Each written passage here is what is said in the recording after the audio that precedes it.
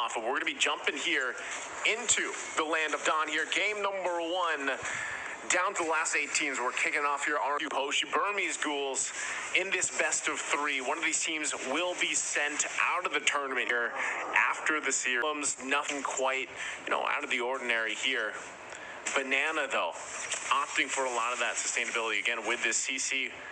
We'll see how this all works out. Burmese Ghouls, they gotta play around the fact that they have. Oh, hold on, already in the mid lane though.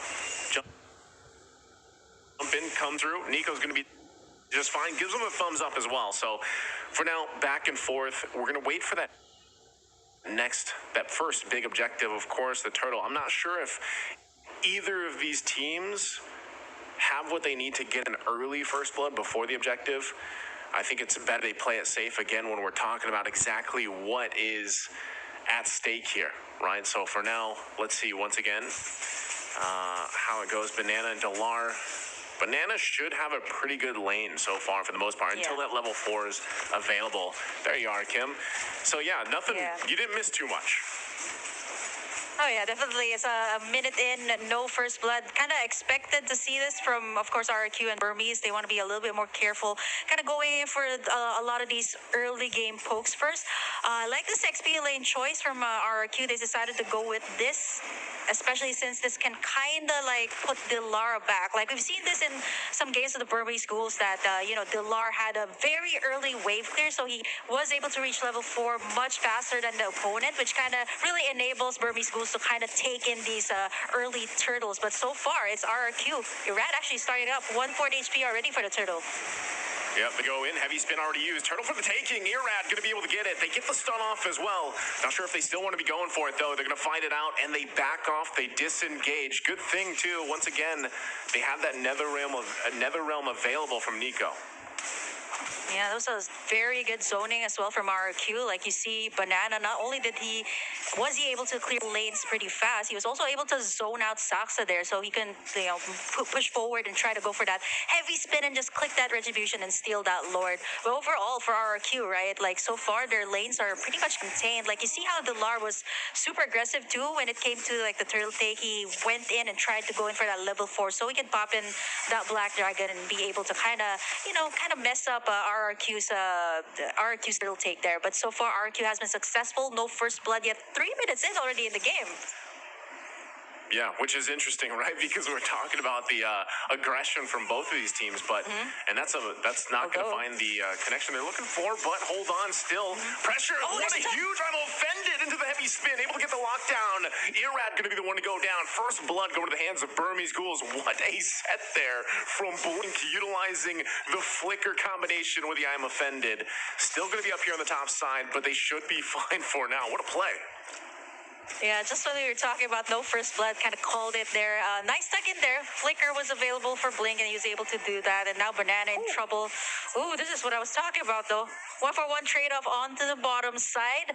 And you see kind of like the aggression of Delar, right? Going right into the turret to make sure that he gets the pick off. But again, kind of nullified since it was like a 1-for-1 trade. Here on the middle side, though, Burmese Ghouls. Setting things up, but not be able to get anything. Burmese Ghouls so far, they got that nice first blood. They got it in 2 pickoffs, but it's still RRQ Hoshi leading, all because of the turtle takes that they've been taking. And not to mention, look at Skylar there over on the top side, actually forcing Stitch to actually go to the XP lane instead.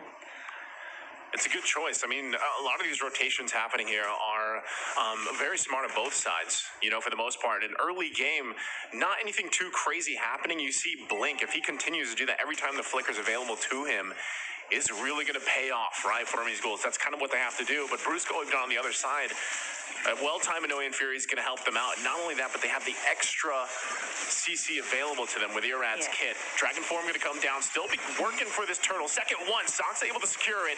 Gets the lockdown now on Irad. He's kind of stuck between the wall. He'll get taken out by Delar. And there's nothing RRQ could do there. So objective and a kill for Burmese Ghouls. I like how Burmese schools also kind of like knew that Brusco there did not have that flicker, so they were so confident in trying to take down this turtle to the point that the RQ was just like trying to find the proper setup there. We kind of see the attempts there from Irad trying to go in for the Violet Requiem and the spatial migration, but it kind of backfired here onto RRQ, and now so far Burmese schools they've done a good job of equalizing things out. Brusco though goes in, yeah, jumps in, but look at that. Again, the sustainability is kind of the way, of course, NetherRealm works. It buys you a little more time, and they're going to be just fine. I'm worried about for the side of Burmese schools though. They have to check Skylar as of the moment. He's gotten all the gold plating over on the top side. Not to mention that he's been pushing the lanes pretty fast. You did mention that this Bruno is a turret shredder, and so far he's been taking this turret down almost to 1/4 HP. They should be able to take this. Great map control here for RRQ. Great space that they've made, especially since they still need to take in the last turtle and possibly the next Lord coming into this game. But so far, gold lead, you don't see anyone leading as of the moment because everybody is so... It's kind of a little bit careful when it comes to all these engages, right? Like once you engage, you don't have that right follow-up. It might actually just be a double-edged sword for your team. Yeah, and I think that's, again, you have to respect the fact that even with everything happening now, the past couple of minutes, it's pretty much even, economy-wise, right, for the most part. And Skylar not going down, able to kind of just farm up here is great for RQ. But even on the flip side, Burmese Ghouls, exactly, Stitch, having an early kill, able to work on his own here, will pay off later on, of course, as you scale up on this Claude pick. So right now, stalemates. Third turtle of the game, though, for the taking here. Both teams getting in position. Only Skylar down on the bottom side, so both teams want to go full force here. The difference maker could be that gold lane, having that available. You can already see in the mid lane, whittling down slowly, but Stitch going to go down bottom. Team's going to be fighting it out 4-on-4 here for this third turtle. Taking it slow. Turret goes down to the bottom side as both gold laners wait there. Turtle's going to reset once again. Still looking for an angle here. Brusco there in the front lines. No one committing just yet. They're trying to feel this out. Yeah, they have to. There's some pressure, though, in the mid lane. They got to deal with it for now. RQ still in position. But right now, Burmese Ghouls just kind of letting them take control of this space. Blink not going to commit. There's the dragon form finally going for the initiation. Huge stuff there from Brusco, though, with the flicker Minuan Fury. Now the new battle now. Still looking for a kill to fall here, though, as both gold laners trying to make it away. Delar will finally fall. Stitch now joining the fight. Irad taking a couple shots. He's almost there, but another knockup comes through as Irad falls. It's a double for Stitch, though. But Skylar finally gets a kill as well. And now the mid lane turret goes down next. They find wins on both sides here, but RQ pulling out just a little bit ahead. Now Saksa, buff can be worked on. He's deleted by Banana. Gets whittled down quickly. And that is tough for them. Stitch now the answer here with Blink still. Banana going to be able to get away from the I'm offended. Wow, so much back and forth here, Kim. Yeah, we kind of expected this coming out. All out brawl from the side. Burmese School, big window. There was a trade from RQ Hoshi on the middle lane, so that's also pretty big for them to give that map control towards their side. Right now, that is big because RQ Hoshi just finally got this first Lord of the game. Not the Luminous one, but this will actually give more pressure to Burmese Schools. They've been winning all of these clashes, but they haven't been able to convert as much turret takes as compared to RQ Hoshi, who has been slowly taking it in care of Skylar. 101 on this Bruno, 7,600 gold for him, at least 1,000 more than what Stitch has. But so far, we can't count out Stitch just yet. This is the Claude that you're talking about. He just picked up the Demon Hunter sword too, so that's going to be big for the side of Burmese Schools when it comes to these clashes. That blazing duet that Stitch has to time up really well. He also has that Purify, so pretty much he's just going to go for the cleanup work here if Burmese Schools decides to go in for the full engage. Okay, and with that, they got the Lord work in here. RQ now going to go ahead and get these turrets down, move around the map with the space that they garnered themselves.